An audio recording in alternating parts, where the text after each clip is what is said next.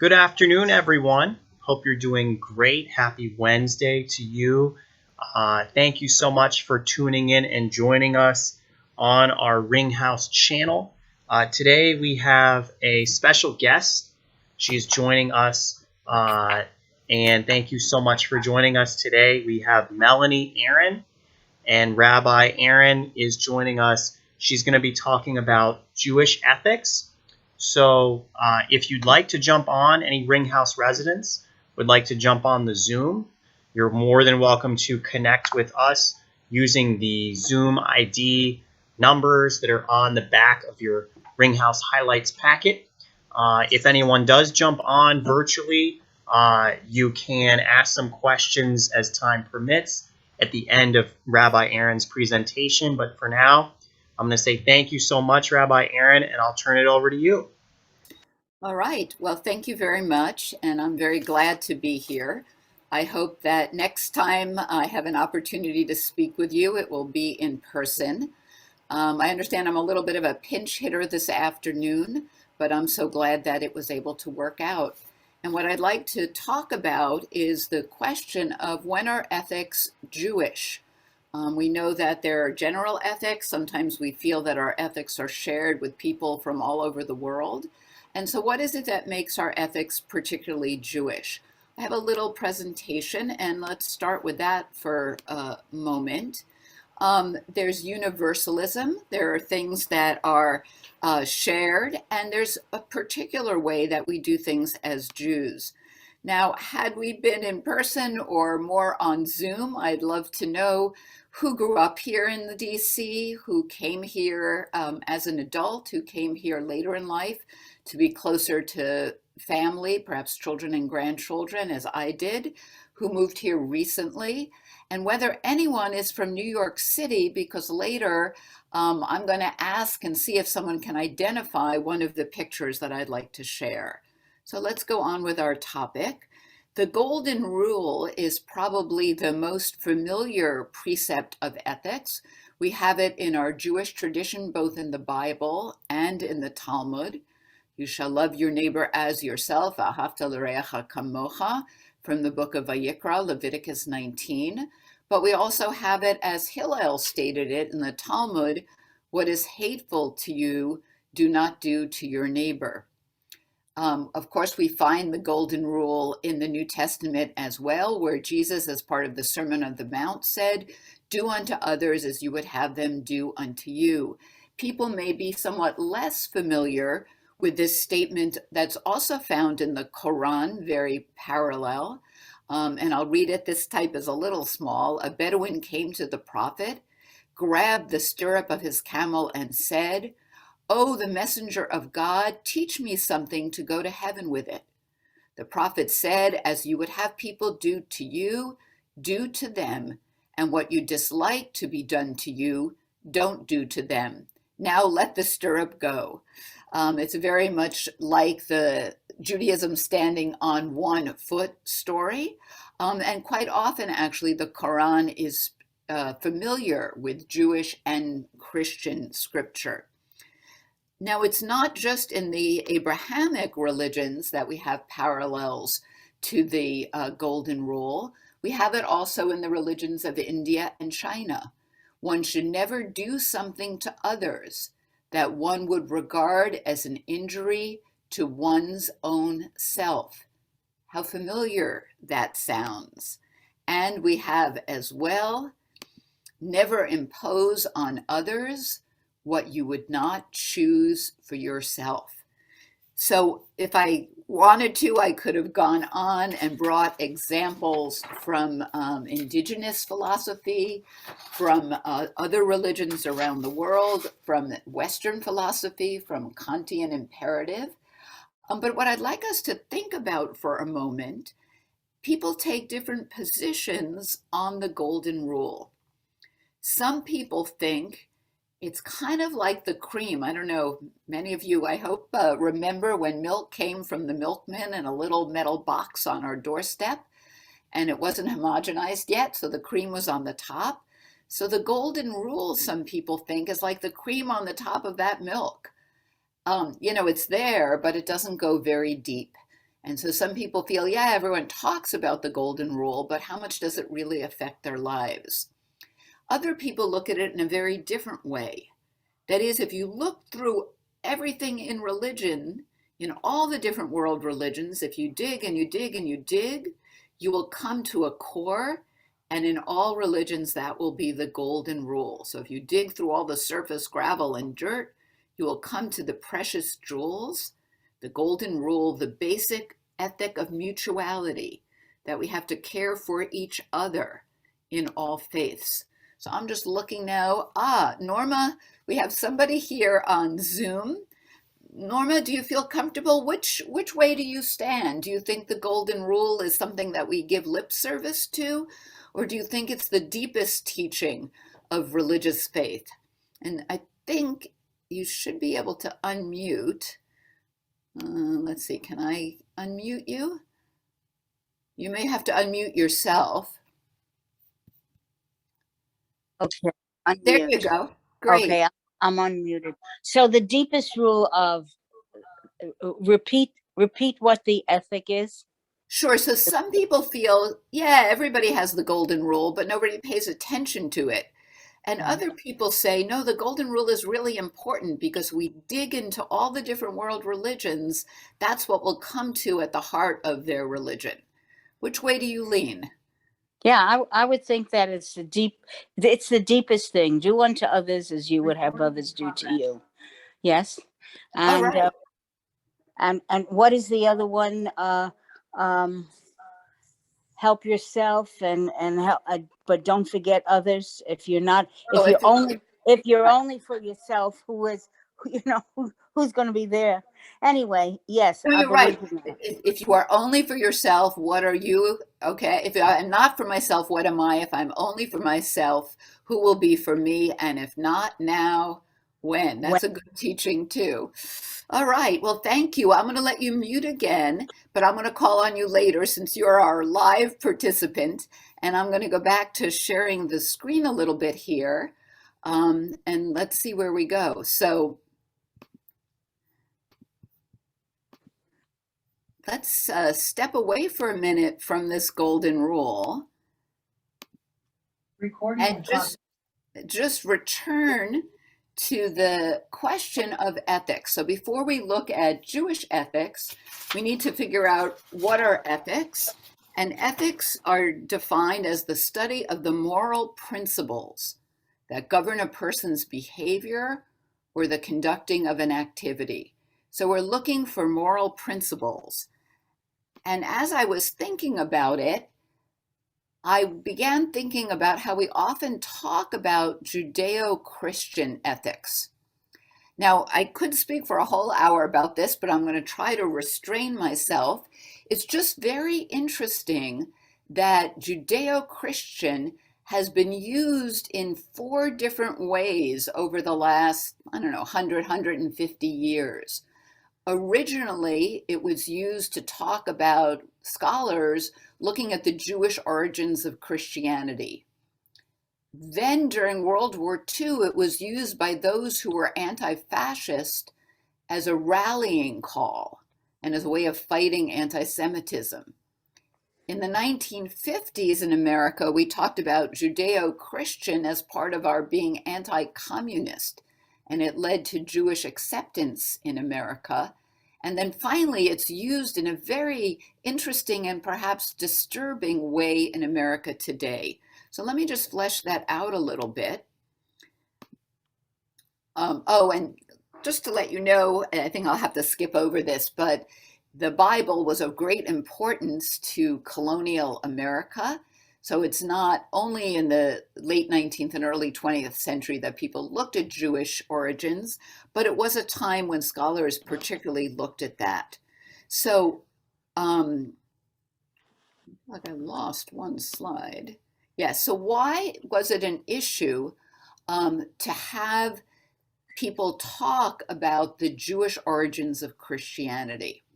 Now, in another course, we could talk about the parting of the ways between the Jewish world and first the Hebrew Christians and eventually Christianity. Bar Kokhba's rebellion being a point in time where the two groups went in different directions. And following that, for the next couple of centuries, there were theological battles about what Christianity would really teach, what its core beliefs would be. And then in the early Middle Ages, a fear of Judaizing, of people who wanted to keep Shabbat or circumcision or in other ways lean towards preserving more of the Jewish character of Christianity. The term Judeo-Christian was first used in scholarship in 1899, and it represented a renewed recognition of the importance of Christianity's Jewish roots. Now, over the last 20 years, I've seen that more and more popular in the United States. When I was a rabbi in California, I was often invited to churches to talk to them about Passover and the Seder. There's a lot of interest in the Jewish origins of Christianity. And here's Judaism in colonial America. The term Judeo-Christian was used very differently in the 1930s. In Europe and in the United States. Remember, this was a period of rising anti-Semitism. The argument was being made in Europe that Christianity was not at all Semitic, that it didn't come out of Jewish roots, but Aryan roots. George Orwell, in his writing, in his journalism in particular, used this term Judeo-Christian to fight against fascism. In the United States, it was also used against the anti-Semitism of Father Coughlin and Henry Ford. The French philosopher wrote that in striking at Jews, anti-Semites were striking at Christ and Christianity. And this became an important view, and it was a viewpoint put out in the handbook of a group that was formed in the 30s of Protestants against anti-Semitism.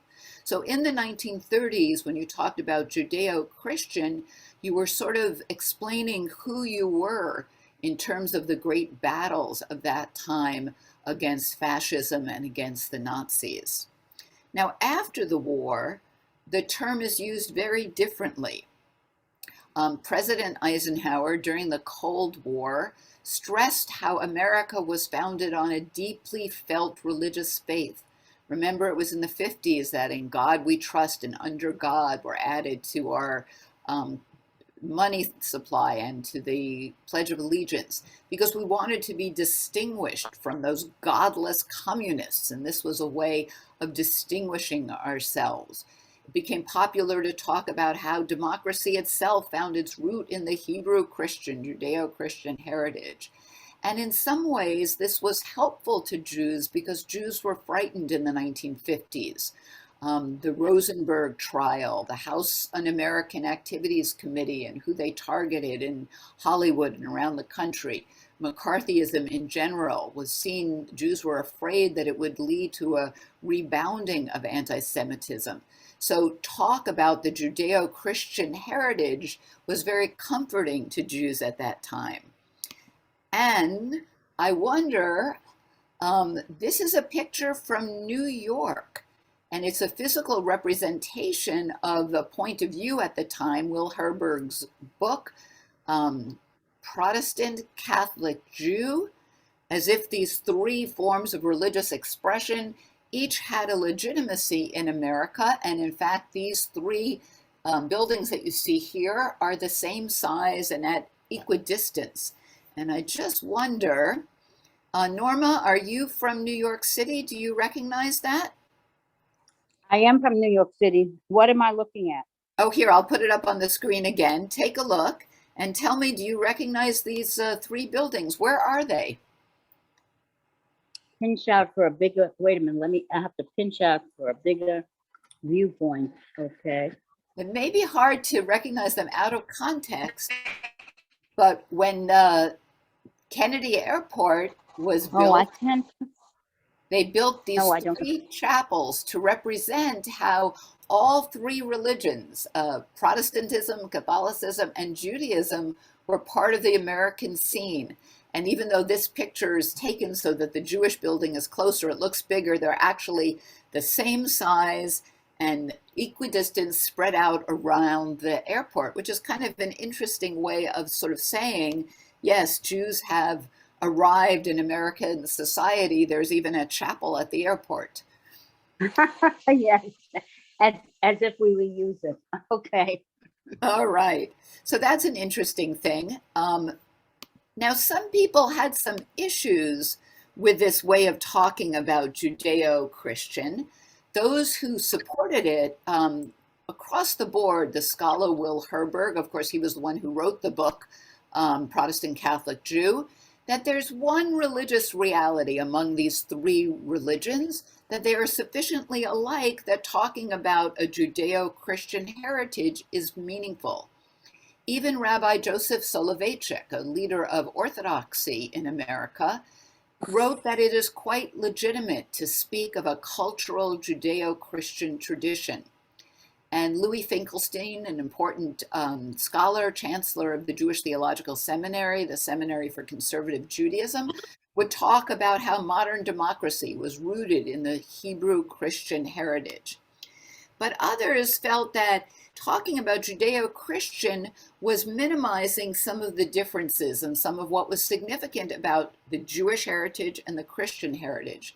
So Rabbi Abraham Joshua Heschel, often spoken about around Martin Luther King's birthday, felt that talking about Judeo-Christian was not really totally correct, was not totally honest, because it underestimated how important the sense of mitzvah is in Judaism, something that's not found in Christianity.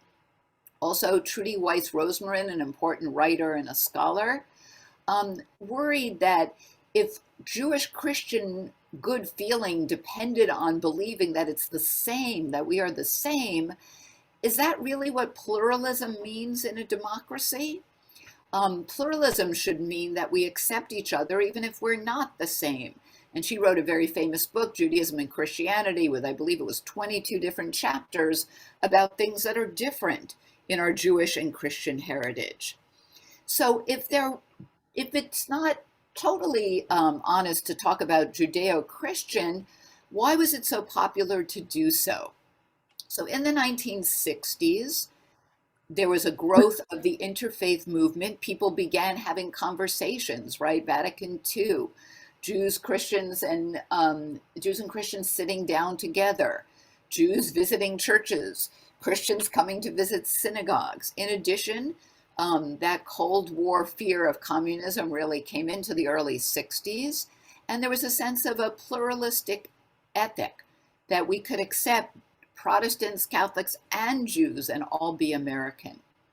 That continued into the later 60s. Arthur Cohn, a Jewish novelist, wrote about this in the 1970s. Christians wanted to reaffirm their connection to the Hebrew Bible, to the Jewish scriptures.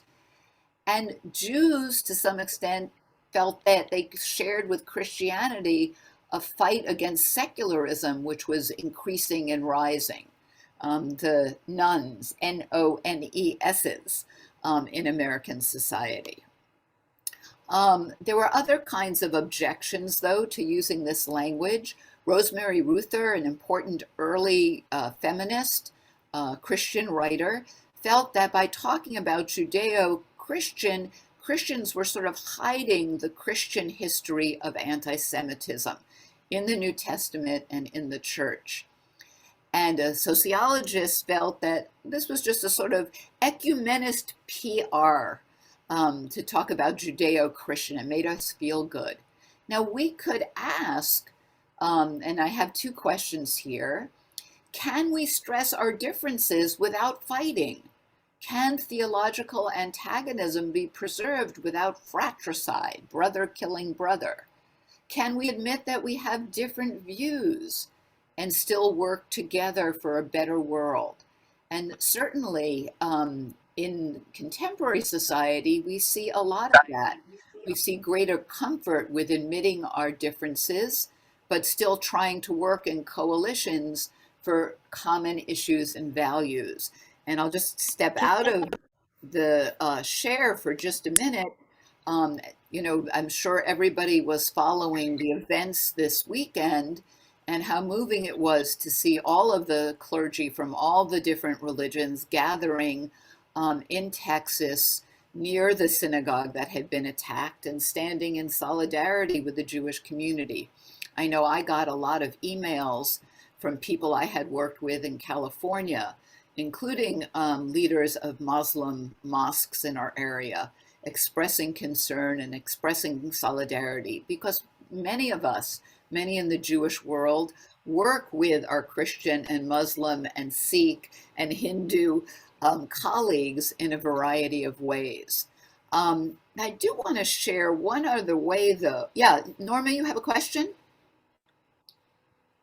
I wanted to say that I think it's very important that we find one thing, and I think that we found it, and that is there are many things that in our ethics, in our Jewish religion, that the priests and the ministers say in their prayers, and they're very, very similar to the Jewish prayer. I think we have to find something that people can get hold of that says, yes, we are similar. Yes, we come from one God.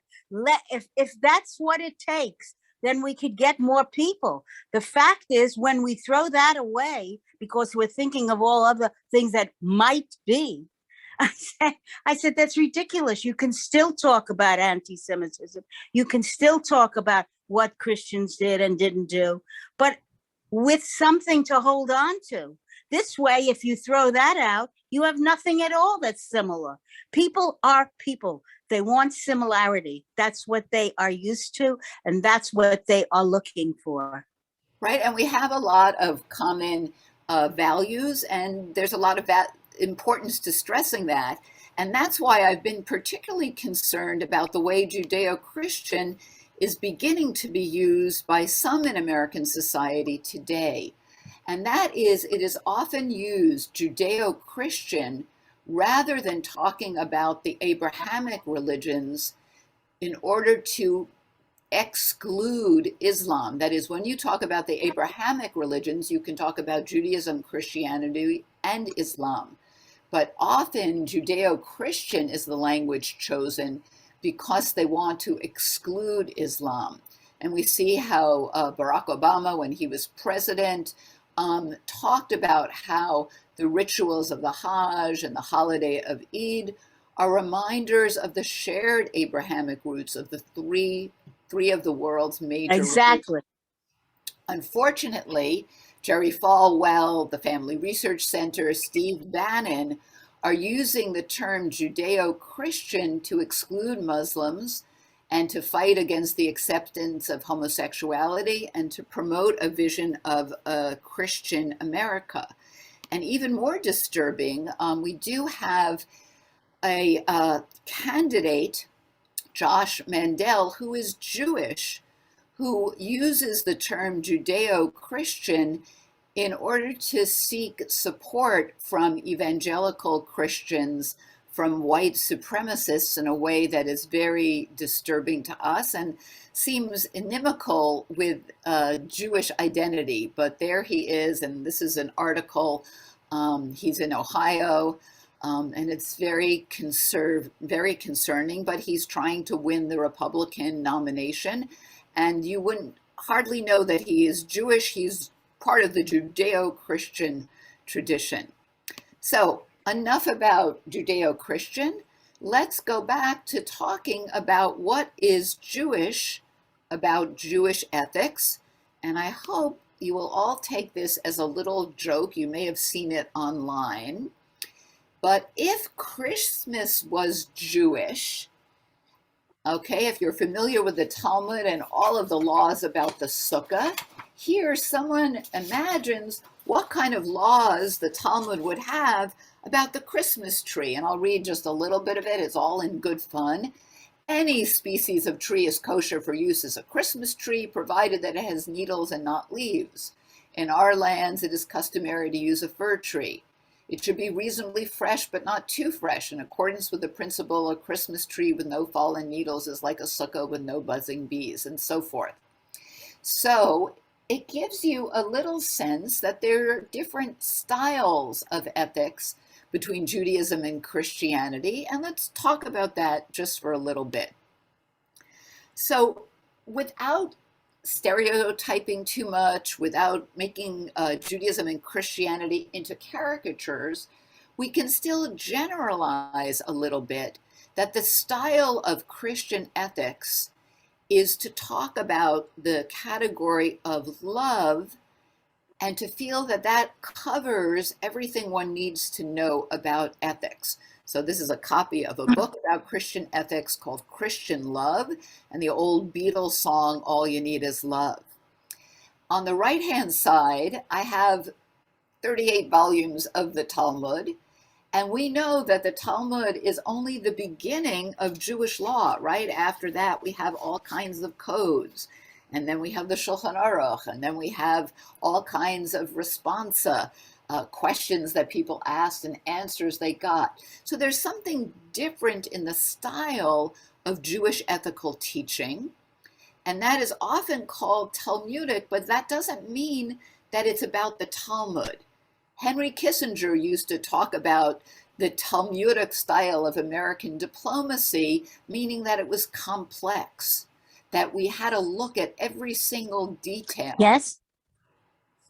And that happens, I don't know, my father was big into baseball and all the baseball trivia. So he would have Talmudic discussions about baseball trivia with his friends.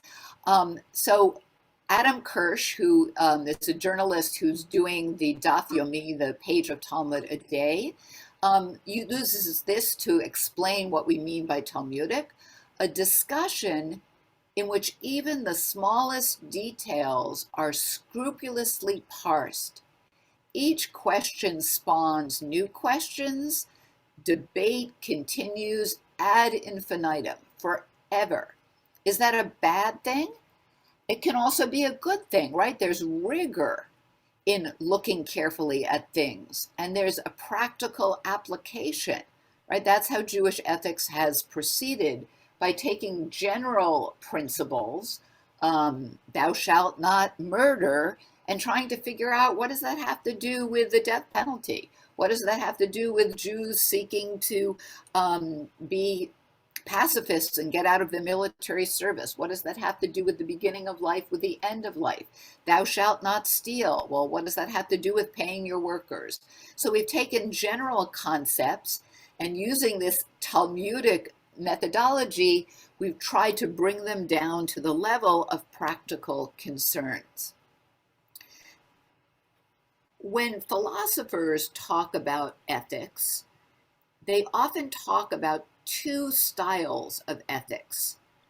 One style, ontological, holds that certain things are right or wrong all the time. You should never lie. You should never steal. Other ethics, teleological, or sometimes it's called consequentialist because it deals with the consequences, hold that we have to look at an ethical decision by what its consequences are. Yes, it's wrong to lie, but maybe there are times when we lie to save life. Yes, it's wrong to steal, but what about the man who's very poor, whose wife is dying because they have no medicine and the medicine is expensive, and he breaks into the pharmacy to get her medicine? So these are two different styles. And I want to think for a little bit about what's positive and what's negative, because there are both positives and negatives in both of these styles of ethics. So a general principle, like the greatest good for the greatest number, has a lot that's good about it. It gives us guidance. It provides for all of the intricacies of different situations. But the negative aspect of that is that people are often somewhat self-deceptive, right? And they can convince themselves that the greatest good for the greatest number is their own greatest good. They kind of measure the good for themselves as higher than the good for others. So then that makes us think, well, maybe we need an ethics of specific rules, because we don't use self-deception in quite the same way if we have a rule to follow. But as I mentioned, rules can be negative because there are situations that the rules don't apply to. So let me stop there for a second, and let's think about how we actually make ethical decisions. I think most of us do a little bit of both. That is, we have some general principles, maybe the Kantian imperative act, so that if everyone acted that way, the consequence would be good. And we also have some general rules. In general, we want to be honest. In general, we don't want to steal. And those help us not fall into the self-deception of thinking that, well, what I'm doing isn't wrong, not in the same way as if someone else did it. So Norma, have you given any thought to how you make ethical decisions? Yes, I do think that it's it's according to what the person has done and for what reason. I think that's extremely important to know what the reasons are. That's why we have a court system, to find out what was the reason, why are people doing things like this. It's not only cut and dry. Was it predetermined? Did the person think about it in advance? Remember, we always ask that question, right? Right. Even in the Bible, there's the accidental manslayer, right? The guy who's Right. chopping wood in the forest and his axe Exactly. flies off. That's different than premeditated murder, and the consequences are different. So it's not just the consequences, it's also what the intention is. Though sometimes we use intention to get out of thinking about the impact, and that can be a little bit unfair and dangerous, right? Yes, I but know to me, it's more unfair when they don't use why. You know, even when people consequence, many times the consequence has nothing to do with the act that the person did that was so terrible that they needed a consequence. And it's laughable now that I've gotten older and see what happens. There are still young parents who are thinking very strictly about their children and why, and that, and I don't see that. I see that you have to continue to talk to the child or the children or the people and explain what your feelings are and what are theirs. Do they have any feelings? we Some teach them people don't know. empathy. Sometimes it has to be acquired. You have Yeah, to you have, teach them how right, to kids feel. have to learn empathy, to learn that other people have feelings, not just themselves. How would you feel if this was you? Yeah, I have a 3-year-old grandson, and in terms of sharing, we're often having that conversation. So I want to go back to the ethics here. So there are ways that rules can get us into trouble, but rules can also be helpful. And I want to show you,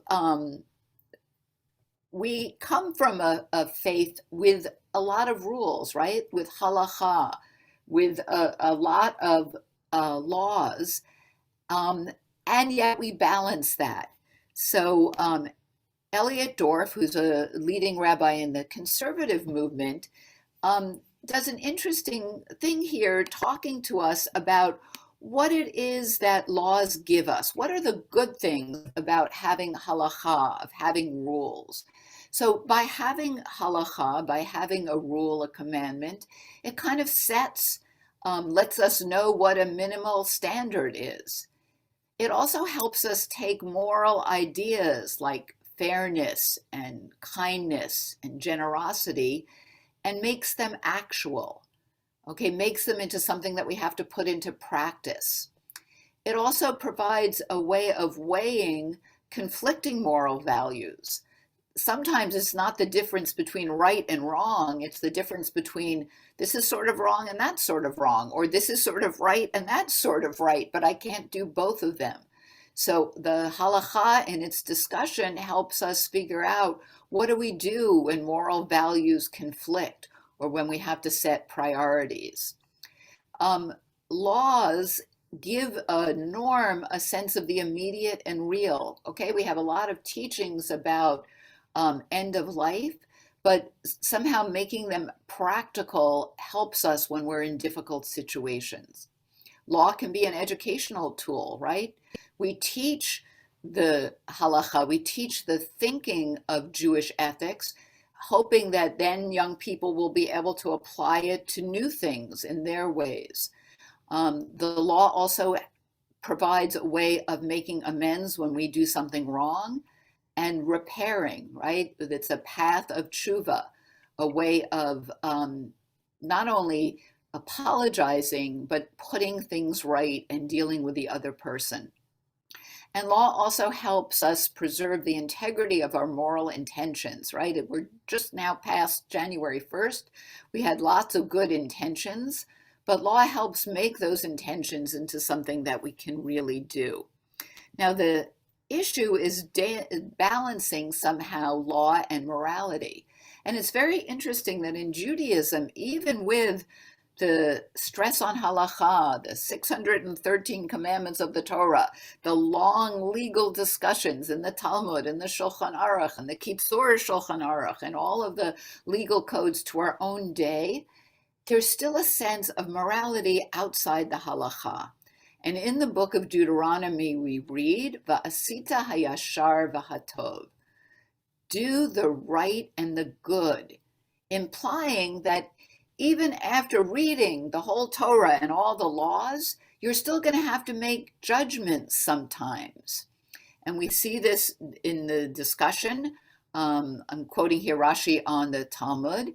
The intent of this is as follows. As Moses stated, you are to keep his statutes and his testimonies, which God commanded you. And now Moses is stating that even where God has not commanded you, give thought as well to do what is good and right in God's eyes, for God loves the good and the right. No code of law is going to cover absolutely everything.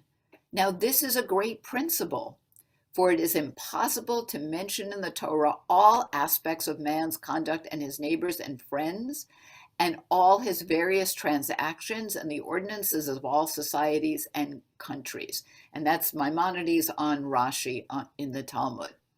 And that's so simple. That's so simple. They should repeat that again and again. It's a nice phrase, and you can remember it, to do what is right and good, because situations change, right? And so the halakha is only as good as the day it was written, and the next day we have a new problem and a new issue. We have all kinds of new issues now with COVID. We have all kinds of new issues now with how are we going to protect our buildings and still be welcoming. So we have to keep that what is right and good in the front of our mind. It's also interesting that in the Bible, even God is held accountable. There's the famous story in Genesis of Abraham saying to God, right, in the matter of the destruction of the cities of Sodom and Gomorrah, shall not the judge of all the earth do justice? God, you also have to do what is right and good. It's a very chutzpahdik thing for Abraham to do, to argue with God in that way.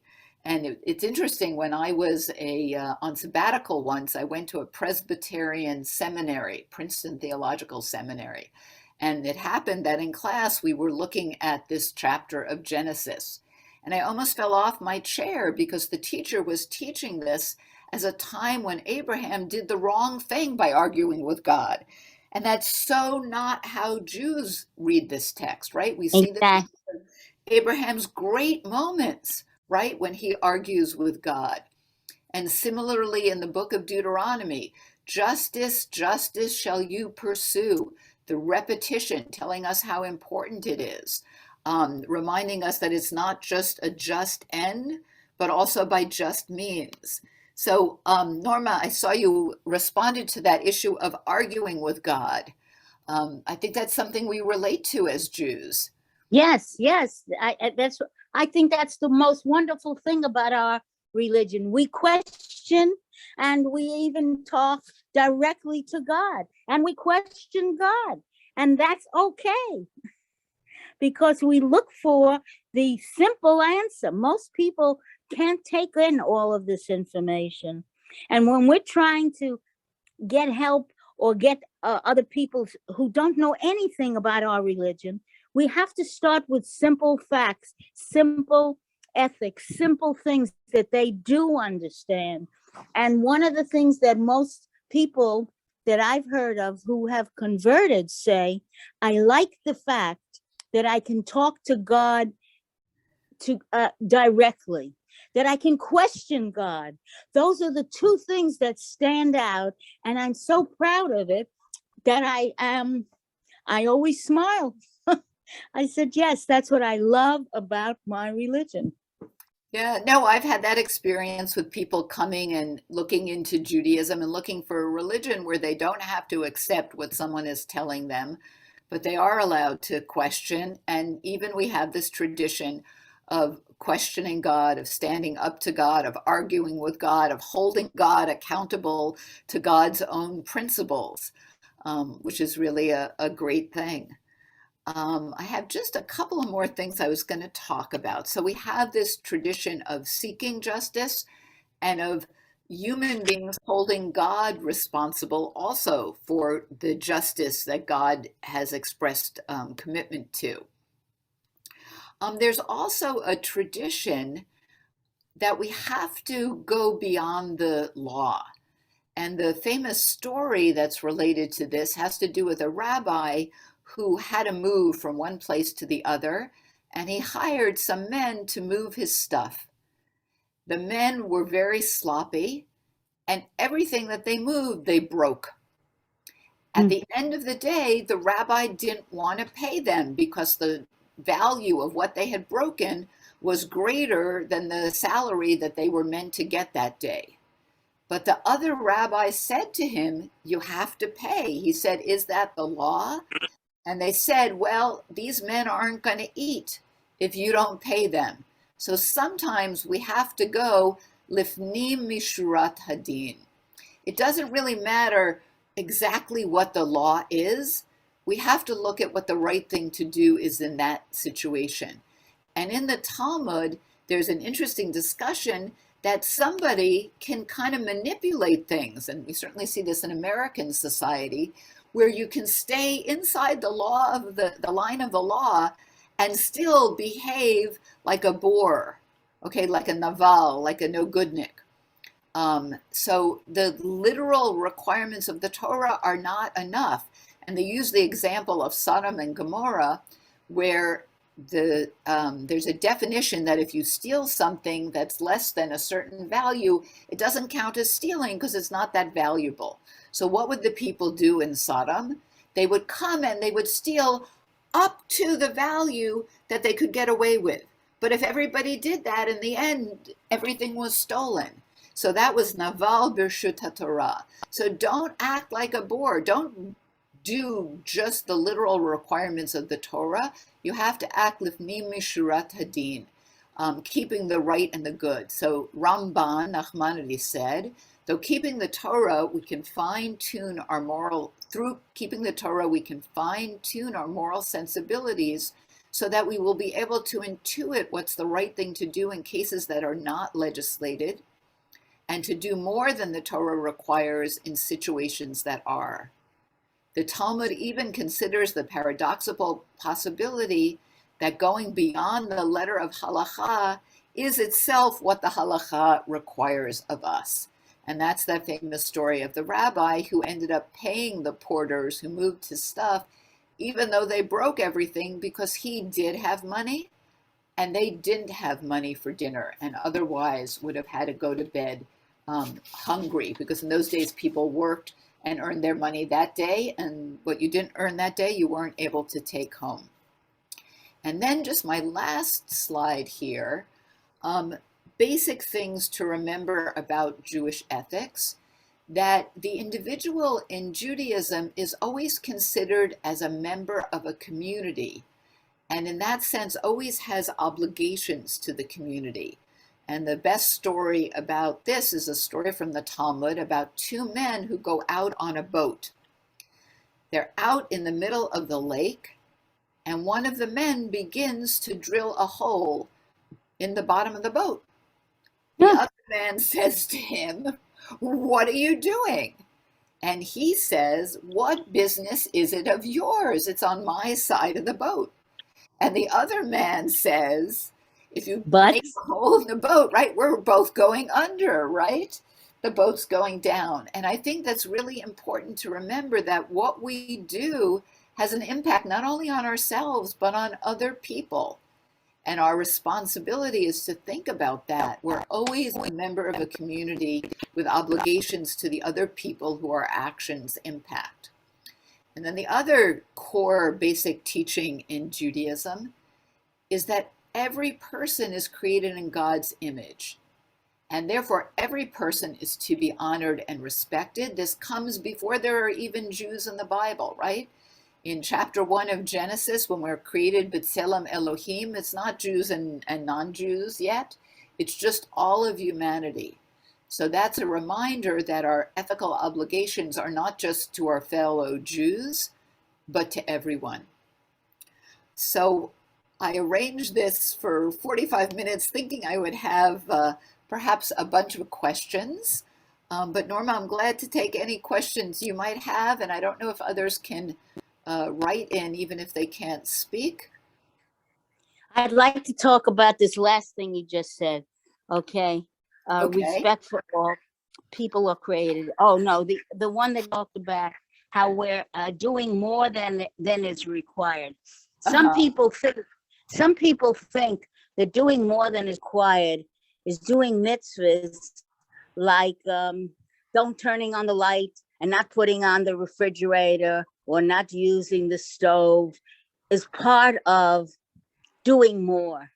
But to me, that's so nothing. To me, it's what you give of yourself and to people.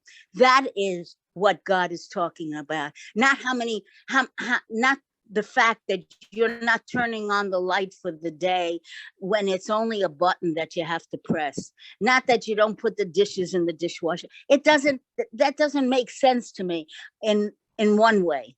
In another way, I understand they want to make the day different, so they are doing these things, but it should be explained.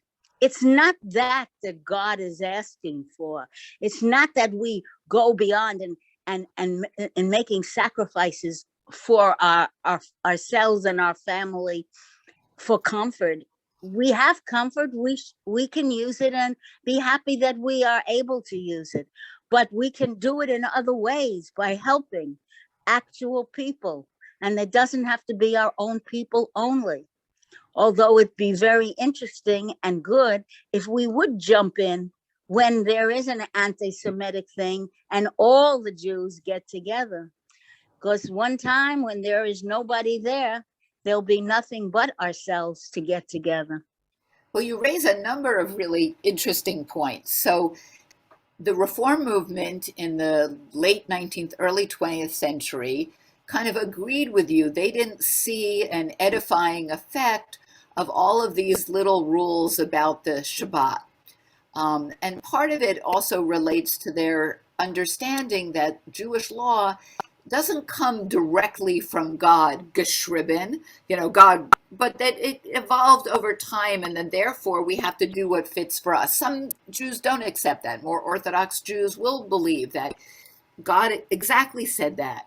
But the other part of it, which the Reform movement has learned in the 20th century and into the 21st century, is what you talk about in making the day special.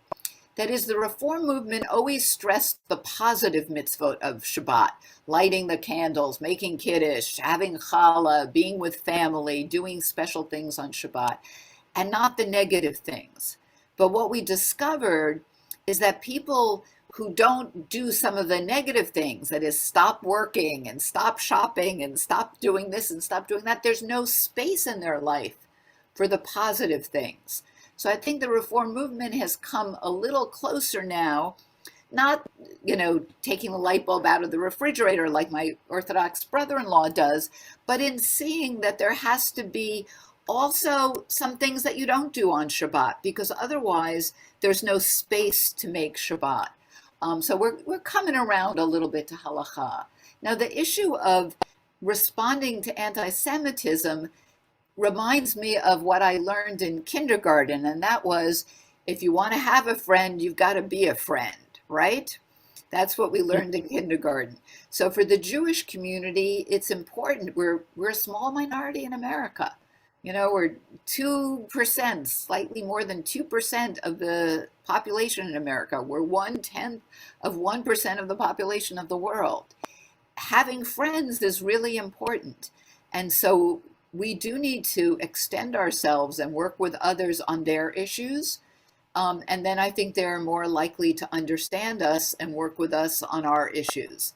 And that's what There's I one, found. but there's one other thing, excuse me. There's one other thing that we don't do readily, and I think it's extremely important, and that is whenever possible, when you talk to a non-Jewish person, they don't know any of our ideas. They don't know the simplest thing about that we talk to God, that we